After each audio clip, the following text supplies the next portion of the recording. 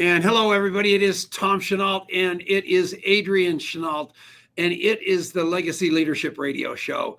And we are completely blown away by this guy. He's a good friend of my mentor, and the guy that really was, probably 5 guys have been responsible for this drunk, almost homeless guy laying in the gutter done well. Because Bob Bodine helped pull me up from nowhere and helped me be as big as I have gotten, all because of him.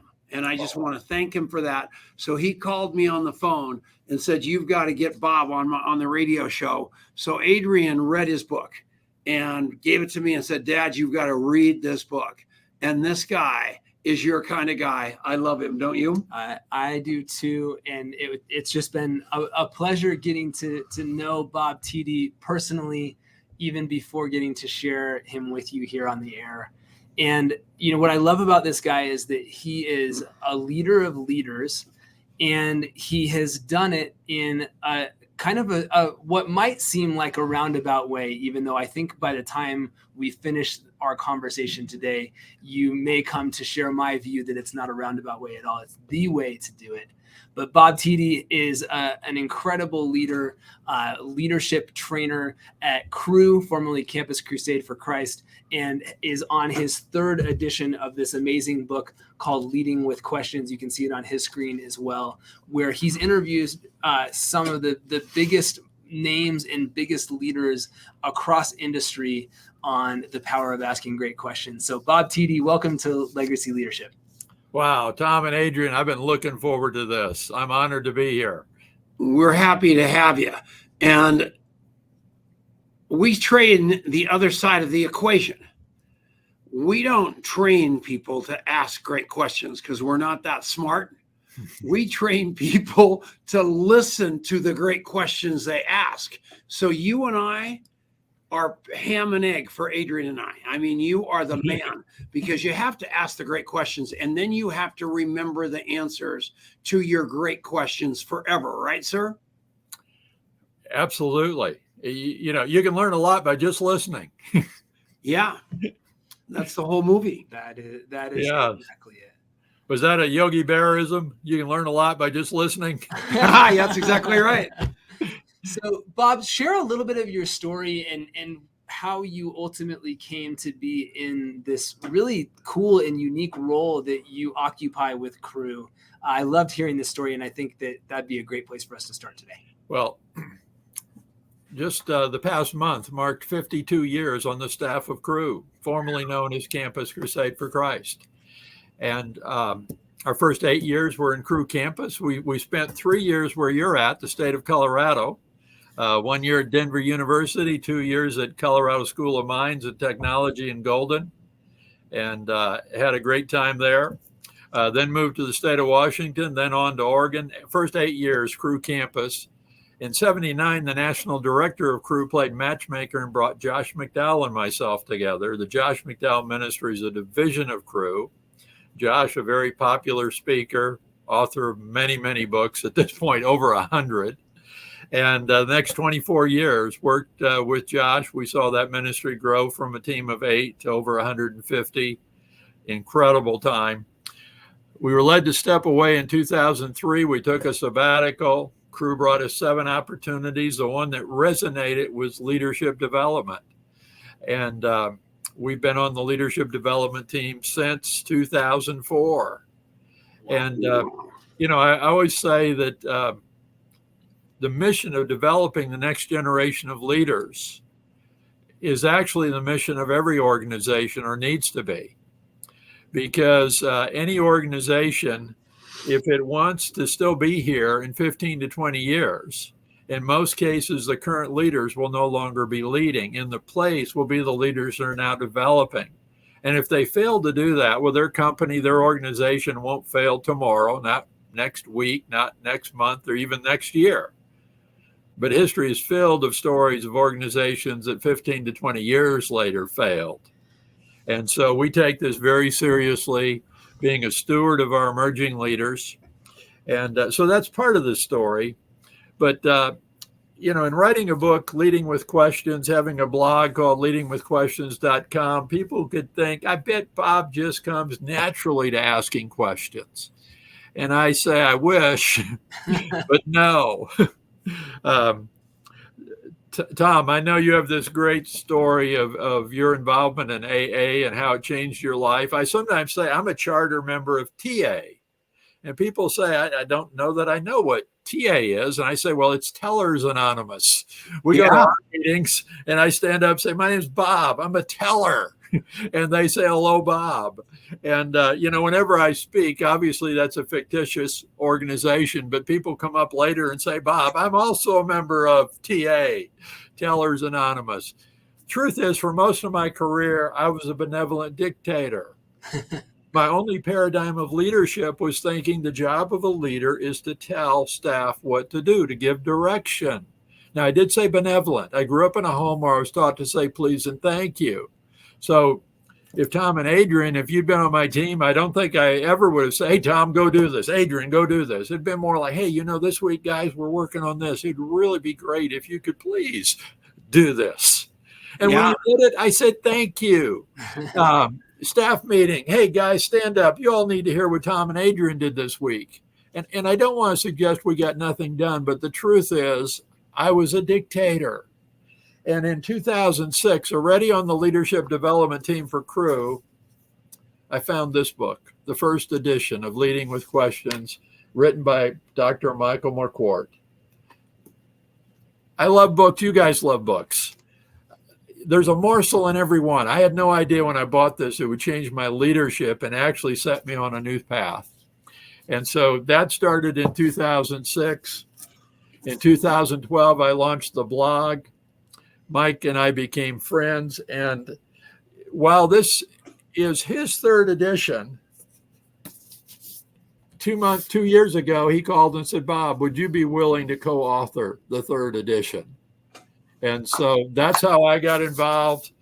His book changed my leadership. And now what a privilege to co-author with him. That's really cool, isn't it? Yeah, it is. To be this sort of fan, so to speak, an appreciator of that work, and then to build a relationship. And it's funny because there's a little bit, there's only one part that's not here yet. I'm looking for a text message from Bodine to ask me to co-author, so we haven't seen that. But everything else is close to the same. But tell the story about finding Bob Bodine in his book, because I think it's almost it's a mirror. Well, I just went to the airport and I was walking through there and it was for sale. So I read it on the airplane. I called him afterward and I said, man, this book is going to change the world. And he'd just gotten it out and, he had a few people reading it. And I just said, I cannot believe this book is what it is. Everybody needs to have it, whether it's a spiritual group, whether it's a network marketing company. Everybody needs to understand what drives relationship. And it's the people that you already have the BLTs with. They belong in your tribe. They know that you love them. They know they can trust you, and they know that they're safe with you. Therefore, they'll do anything for you. And I learned that from Bob Bodine. And wow. I have my inner circle just like you do and just like Bob does, and it can change the world. And we're just emulating what you guys are doing. And your book is a must read, sir. Well, thank you, Tom. I remember Bob Bodine and I having breakfast and him telling me that he was looking to put his book in the airports and what it would cost him. I'm just thinking your story alone made it worth it. Oh, heck yeah. Like MasterCard commercial, just that story was priceless. Yep. And he's given us invaluable advice. I mean, he'll do anything for his circle. And he's teaching us to do anything for our circle. And then our circle learns to do anything for their circle, and the world becomes a better place. Right, sir? Amen. And I'm also the beneficiary. Bob and I have been friends, I think, now for 25 years. And what an incredible gift his friendship to me is. And you never met a guy who loved his mom and dad more. Well, I'd give him a run for the money in that category. But yes. Yeah, he's a beautiful human being. He is. And he's a great example, as are you. You know, these friendships have these ripple effects, right? And so the way that I first learned about you is that Bob posted about your new edition coming out of this book. And I thought, wow, what a great title. I need to know this guy. And I called Bob and said, hey, you know, if you think it would be a good fit, we'd love to have Bob Tiede on the show and help him to promote the book. And I'd love to get to know him. And, you know, as you would expect, he said, absolutely. I think you guys would be a great fit. And he made that connection. And these things just, they continually interweave together when we hold on to these meaningful friendships. And Bob, you know, I think we both count him among our closest friends, among the people who we admire most, among people who we know that we could reach out to. And it staggers my mind to think of how many people consider Bob Bodine in that sort of category. Yeah. And I know he considers you, Bob, in that category. And so it's just amazing the way that the world can flow together, and these connections that we create can have an impact that carries forward, you know, for generations, for, you know, across lines that we never would have expected. Adrian, I love the scriptures. One of my favorite scriptures I'm thinking of right now is that the scripture says, man plans his way, but God orders our footsteps. And wow. One of my prayers every morning is, God, don't let me miss the people that you put in my path today. Now, you know, sometimes it's open the door for somebody and that's it. But just having that awareness. And I don't ever want to get so focused on my agenda for the day as to miss God's agenda for the day. That's exactly right. That's exactly it. Are we already at the end? We got a minute to go to our first break. Were so fascinating. We're already, Adrian keeps the clock, and we're already at is it in a minute? We got a minute. Yeah, we got a minute. So where do you want to send people to buy your book? Where do we find more information about you? How do we get plugged into to you? That's what I want to know. Yeah, two things. I invite everybody to subscribe to my blog, leadingwithquestions.com. It's free. You'll join leaders from 190 nations that have already subscribed. And so just go to leadingwithquestions.com, cursor to the bottom right, enter your email, click on subscribe, and you're all set. The book is available on Amazon or wherever books are sold. But you can go to Amazon, Leading with Questions, ask for type in the third edition. It's the blue one. There we go. All right, man, we're going to take a fast break. This is the Legacy Leadership Radio Show on the Genesis Communication Network, 545 radio stations throughout the world. Thank you, Ted Anderson, for having us on. We'll be back right after this. All right. I love it. Christina Zaharia, thank you as always for being an awesome fan and friend of the show. Darlene, hello. Patricia, thanks for the shout outs. We got great people here. There's Vicky. Who else we got here? It's so fun. We love getting to see the comments. And so keep them coming and hit that share button as well. We'd love to share this and have it reach this great conversation, reach some more people. So we're going to come back here in just a second. And we're back. It's Tom Chenault. It's Adrian Chenault, and we are having a blast. This is one of Bob Bodine's really old friends. I'm just kind of a new old friend, but this guy's the real deal. He's connected at the very top of industry all over the world. He knows what he's talking about, and his success lies in the questions that you ask. So I want you to master that as well as listening to those great questions get answered by the people that you're actually asking the questions of. And back over to you, Adrian. So let's actually start there. Like there's this premise of leading with questions and moving past being a card carrying member of TA and into this world of learning how to ask better questions. Why is that such a big difference maker for a leader? Well, let me ask you this, Adrian. Do you like being told what to do? Hate it. Yeah. How have you felt whenever you've had a leader, supervisor, boss, director, whatever the title, but somebody you reported to? How did it feel whenever they said, hey, Adrian, what do you think we might do here? It always feels a lot better. Yeah. without them saying it, they're communicating by their question, their action, that they value you. And, Adrian, play with me here just a little bit. I'm going to ask a silly question, but I'm going somewhere. All right. And that is, if you were in a big canoe, you and 9 team members, 10 of you all together, and there's oars for every one of them, and you want to get the canoe across the lake as quick as possible, how many of them would you like to have row with you? I would like to have all of them rowing with me, half of them on one side and half on the other. Right? Yes. You got it. I told you it's a silly question, but I'm going somewhere. Imagine now that same team, you and 9 of your team members gathered around your conference table. Yeah. There's an opportunity on the table. Now listen to my question carefully. If you are a leader like I used to be, the benevolent dictator, and your thought is it's your job to figure out how to take advantage of the opportunity, then you'll tell them what to do and they'll do it. But how many mental oars are there in the water then trying to figure out how to take advantage of the opportunity? One. Just one. Yeah, only one. But all you have to do is lean forward, say, gang, here's this opportunity, and you share it. What do you all think we might do? And then you listen. Now, Adrian, while it's not guaranteed, is there a probability that you might hear an idea from one of your team better than anything you had thought of? Almost guaranteed in my case. Yeah, because you got the odds are you've multiplied it by 9. Yeah. So let's say on the other side of the table sits Sally. And Sally shares an idea, and you're thinking to yourself, wow, that is brilliant. You lean forward, you look Sally in the eye, say, Sally, I love your idea. In fact, Sally, would you be willing to lead our team in executing on your idea?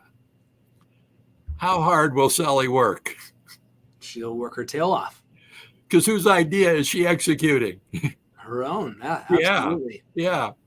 That's just a little bit on why a leader who leads with questions is so much more effective. Yeah. And then, another thing I frequently share is, again, this is another confession. When a leader thinks they need to have all the answers, and that's what I used to think, hey, I'm the leader, I've got to have all the answers. Guess what you're tempted to do when you're asked a question by your staff that you don't know the answer for? Make it up. Yeah, I'm guilty. And I had such kind staff, they never stood up and said, Tiede, I think you just made that up. Yeah. But I'm thinking they thought to themselves, hey, I don't think Bob knew. I think he just made it up. Well, today, when I'm asked a question I don't know the answer, let's just say, Adrian, you asked me a question I didn't know the answer. I'll say, wow, Adrian, that is a fantastic question. I don't know the answer. What do you think the answer might be?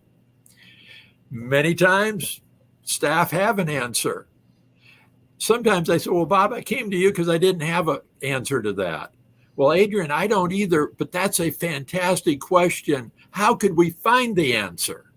Yeah. And usually they'll have some ideas. I mean, somebody they know, a Google search, and I'll say, Adrian, would you go do that research for us and come back? Because we need to know the answer to that question. Well, what I've just rehearsed there, Adrian, I'm now prepared to be asked anything. Not to make it up, but to affirm the question and then together benefit from them doing the research. I love that. So we're going to take another quick break here in a second. On the other side of the break, I'm really excited about what we're going to talk about next, because to do this book, to put it together, Michael and Bob talked to like some titans of industry, of the armed forces, of all different categories, and learn some amazing things that fed into this book. We're going to get into that on the other side of the break. You're listening to Legacy Leadership Show with Adrian Chenault, Tom Chenault, and Bob Tiede. Go check out leadingwithquestions.com. We'll be right back. You are phenomenal, sir. That's all I'm going to tell you. Well, thank you. That input and that feedback is so critically important, and it just makes nothing but sense. And so few companies, So few leaders really embrace it. You're the real deal, sir, and thank you. Grace, she's coming on. Look at that. Grace and her daughter, Nikki. Here we go. Holy mackerel. All right, we're coming back. And we're back. It's Tom Chenault. It is Adrian Chenault, and Adrian's going to take this guy deep now. Yeah, this has been a great conversation already. And one of the things that I really appreciated about your book, Bob, is that it's very research-based, and it's not just, lo and behold, you went out and asked some questions in order to help you to formulate a book about leading with questions, instead of just doing this all from your experience or your knowledge. You tapped into a much wider database. And so, Bob, talk about some of the people that you all got to interview to put this work together, and maybe share a couple of highlights of some of the most insightful conversations. Well, Adrian, I do want to share that my co-author, and he's really the lead, Dr. Michael Morquart, and for many years, professor at George Washington University, a brilliant man. And I'm just wanting to say that we did it together. Yes. And not something Bob did by himself. But one of the things that continually amazes me about leading with questions is that so many of the best questions are so simple. You can think, okay, if I'm really going to be good at leading with questions, I'm going to have to get a master's degree in questionology, and I'm going to have to memorize these long, complicated kind of questions. And I say, nope, you don't have to do that. In fact, don't do that. Yeah. There's a story in the book about Navy Captain Michael D. Abrashoff. And when he took over the command of the USS Benfold, one of our nation's most modern warships, however the Navy measures morale on that ship was the absolute lowest of any vessel in the U.S. Navy. I think we have approximately 300. 18 months later, under his command, retested morale was the highest of all ships. He literally took that ship morale from lowest to highest, worst to first. And the first thing he did upon taking command was very telling. This wasn't all he did, but I'll tell the story of just the first thing. He takes command and he sets up 300 meetings, one-on-one with 300 sailors on that ship. Schedules them for 15 minutes each. Now, it took weeks to get this all done. But in those meetings, 15 minutes each, he asked each sailor 3 questions. You're going to love this because you hear these questions once and you'll have them memorized. He said, what do you like best about this ship? What do you like least? What would you change if you could? Now, Captain Abrashoff did not promise to make every change he heard, but it didn't take long, and he's hearing things and thinking to himself, what? What do you mean that's not being done on this ship? We're going to fix that. Yeah. But Tom, guess who he gave credit to for the ideas when he began to announce changes? Everybody that had them. Yeah. You could have been a new sailor out on your first cruise. You had this meeting. You shared something. Maybe your idea was one of those ideas that he heard. Now, again, such a wise man. Instead of taking personal credit, like, hey, I know we've done that other times on other ships I've been, and I can't believe they're not doing it here, so I'm announcing that I'm doing it. No. He said, Tom, thank you. And we're going to implement that idea. Well, at the end of the first day, he probably only met with 10 or 15 sailors. But there was a buzz on the ship. The new captain's different. He actually is asking us for input.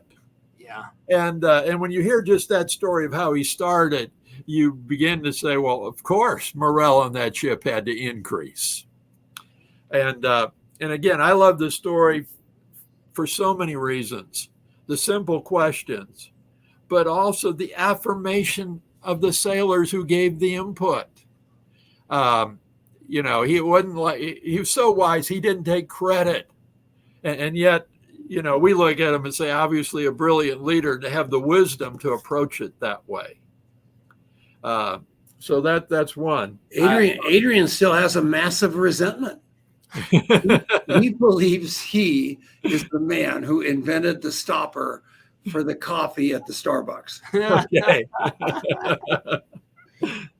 That is true. And they didn't give him credit. Well, funny story. So to reflect back on what you just shared, it's so simple.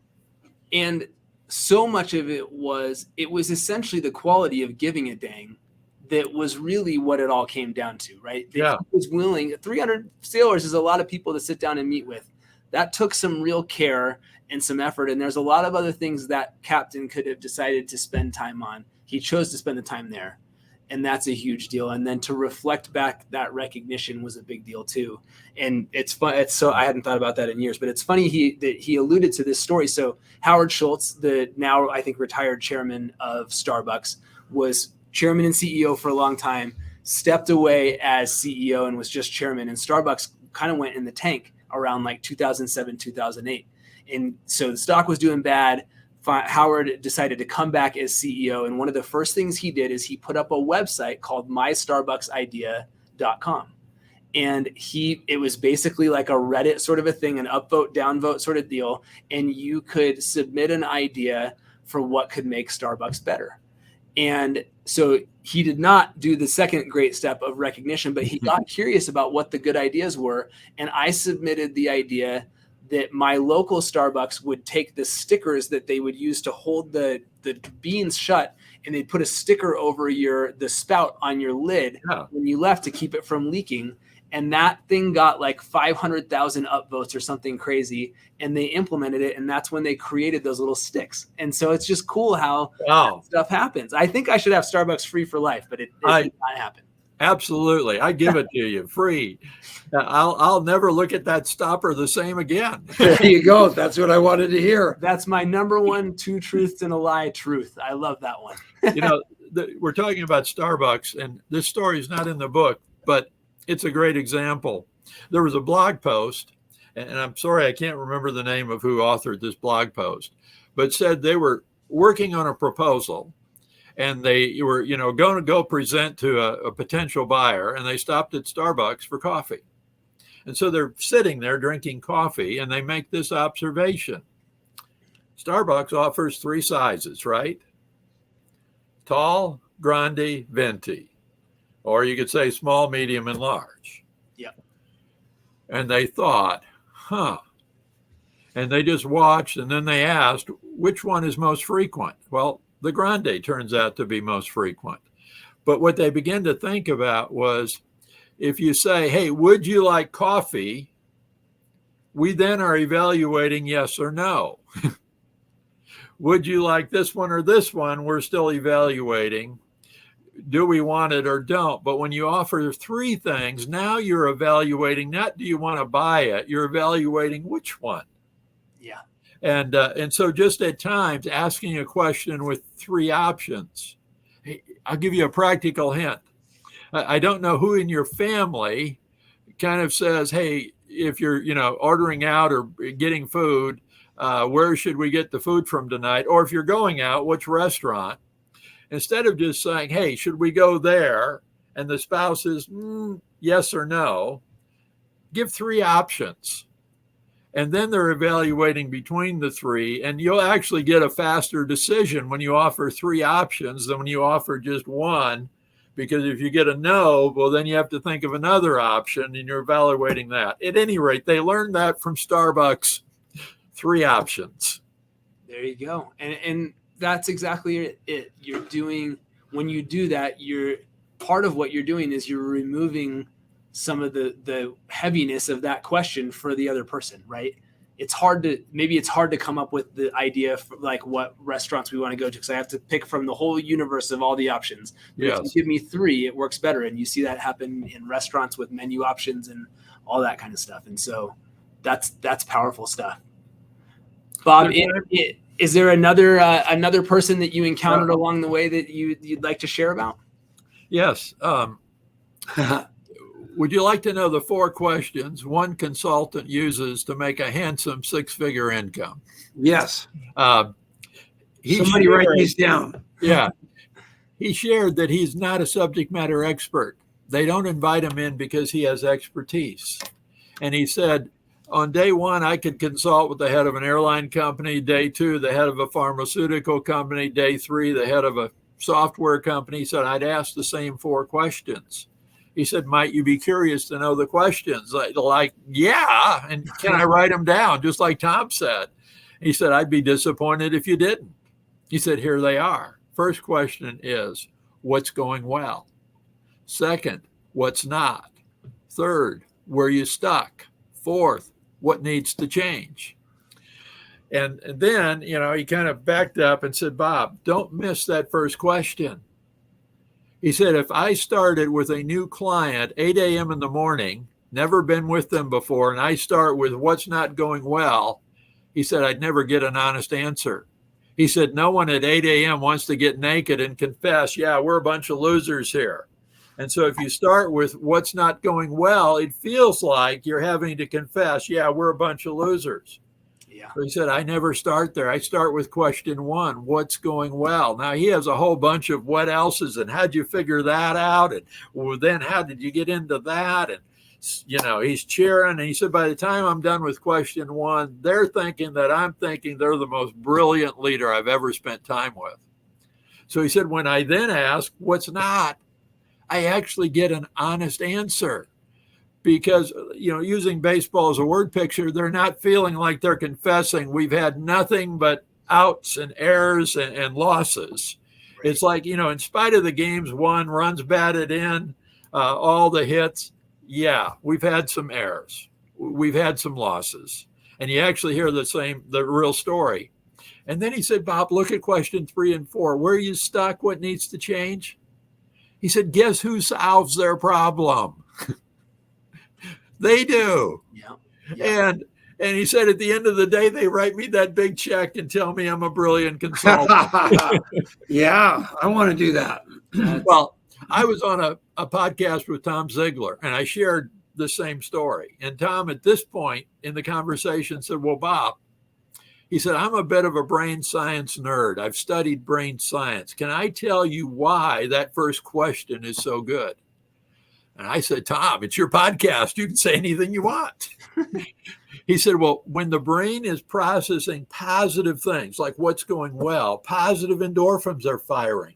He said, that is the perfect place brain-wise to solve problems. Yeah. He said the leader that comes in and beats up the staff with what's not going well and now wants them to fix it. He said that is not the ideal place in terms of energy, creativity, and the things you need to solve a problem. I love that. I love that. All right, we got to take one last break before we come back for our final segment together. You're listening to the Legacy Leadership Show with Adrian Chenault and Tom Chenault with our guest, Bob Tiede. Make sure you go check out leadingwithquestions.com on the break. We'll be back right after this. Who would have thought that this guy was going to be one of our favorite guests ever? He's awesome, isn't he? You are awesome. Thank you. Tom, your favorite guest today. Yeah. That's what I always tell him. He's my favorite kid too. So yeah, I wouldn't take that with a grain of salt. That's a good point. But I do appreciate the enthusiasm and affirmation. You get the best out of any guest. There we go. All right, hold on one second. And we're back. It's Tom Chenault. It's Adrian Chenault, my little boy. And Adrian is learning a ton from a master named Bob Tiede. And what you need to do is get this book called Leading with Questions, and you need to buy it today. Do you have it on Audible? Yeah, on Amazon, it is available on Audible. Oh my gosh, nice. That's exciting. Cool. Yeah, so you look at this complete marathoner's body, and you will know that I listen to books while I'm running to the refrigerator. So this is very, very exciting. So yeah, this is cool. Take it away, Adrian. So, Bob, all right. You are the questions expert, and so I feel like I should ask you this one. Is there any question that I haven't asked you yet that you wish I would have asked you by now? Oh, Adrian, there is one that comes to mind. And yes, I would love for every listener to go to Amazon or wherever books are sold and purchase not only one, but copies of Leading with Questions for your whole team. But you asked, is there another question? And that is, ask me how someone can get the book for free. Ooh, all right. How can they get a copy of the book for free, Bob? I would invite every listener to consider this, and that is to join the 3rd edition book ambassador team. Now, if you join the team, here's the greatest benefit, and that is you will help increase the leadership effectiveness of everyone in the shadow of your influence. What's required is that when you get your book, you take a picture kind of like this, post that picture with link to Amazon, do a review on Amazon, and then again, post the picture with yourself and send out an email to your whole list, encouraging them to purchase Leading with Questions, the 3rd edition. If you're willing to do that, we will then send you in appreciation a complimentary copy, autographed, and sent to you. And if you have interest in giving that consideration, just go to leadingwithquestions.com. On the top, once you get there, you'll see the word contact. I'm just checking it. Yeah, contact. And click on that, place to fill in your name and email address, and just put a little note. Bob, tell me how to get the free book. And I will send you an email so you can have all the details and then decide whether you want that free book or not. It does require that you make that commitment. But guess what? If you say you're going to do it, we're going to trust you, and we will send the book because we trust you. Isn't that cool? Shipping's $500. Awesome. This is the best news in the world. Thank you. Wow. My pleasure. Very generous. That's really, really cool. Bob, the show's called Legacy Leadership, and we think of your legacy not as something that is so much about what happens after you're gone, but about the ripples that you create while you're still here on this earth. What is the legacy that you hope to be creating in this stage of your life right now? Wow, you ought to write a book, Adrian, with great questions. That is one of them. The legacy, again, when a leader gets better, everybody wins. And there's something that's a multiplication effect. It is my prayer, my goal, my intent. And that is that as a leader understands this paradigm, that leading with questions would allow him or her to be 10 times more effective. Once they grab hold of that, they're saying what I said. Why hasn't anyone ever shared this with me before? And then a leader who leads with questions, well, I'll back up. A leader who always gives the answers will develop a group of followers. But I'm suggesting the job of leadership is to develop leaders. And a leader who leads with questions will be developing a group of leaders. It's like the old thing of give a man a fish and he'll come every day. Give staff an answer, they'll keep coming. But ask questions and they'll be able to do that in turn. That's what I'm praying for my legacy to be. That is so beautiful. And it's so funny. I was on a call this morning with a guy named Brandon Cunningham, who's a huge leader in the network marketing space. And he goes, the thing I have learned is that you become a leader in network marketing and you learn it the hard way the first time, which is that you've created a 24/7 job where everybody is pounding on your door constantly asking for the answers. And the only way to really be a sustainable leader is to cultivate other leaders. And if you give them all the answers, they will never be leaders. You have to teach them how to ask the questions and find the answers themselves. And so he's a disciple of Bob Tiede without even knowing it. And I'm going to tell him he needs to check out the book. That's such a beautiful thing. Send me his name and address, and I will send a complimentary one via his friend. Yeah. All right. He is so cut out of the Bob Bodine cloth. It's almost creepy, isn't it? You guys are like cloning each other. And it's very, very inspiring to both Adrian and I, because we know we need to get better. And the only way we can do that is to ride on your shoulders a little bit and learn from you. And we just want to thank you for coming on the show. You were extraordinary. And we knew this was going to happen. And thank you. We appreciate you. It's been my honor and my pleasure. Who's our guest next week? Next week, we have Shanita. I can't say her last name the right way, but she is amazing, co-founder of By Design and a legend in the network marketing space. It's going to be a really fun conversation. And Bob Tiede, you shot the lights out today. Thank you so much for being such a wonderful guest. Everyone, make sure you go to leadingwithquestions.com, subscribe to the blog, hit that contact button at the top right, and get plugged in as an ambassador so we can spread the word of asking better questions. Thanks so much for listening. We'll see you all next week. Thanks again. Bye-bye. And what about our favorite commenter, Denise Chenault? Denise Chenault is the best and the glue behind the scenes of everything that we do. So she does all the emails, all the websites, all the everything. And the woman is right now climbing a mountain in Boulder, Colorado. All right. That's multitasking, Bob. So we love you, sir. We love Bob Bodine, and we want to thank you for coming on. I will text him and tell him what a great time we just had. Legacy right here. Love you, buddy. Take care. Love you. Love you both. Bye-bye. Love you. Bye-bye.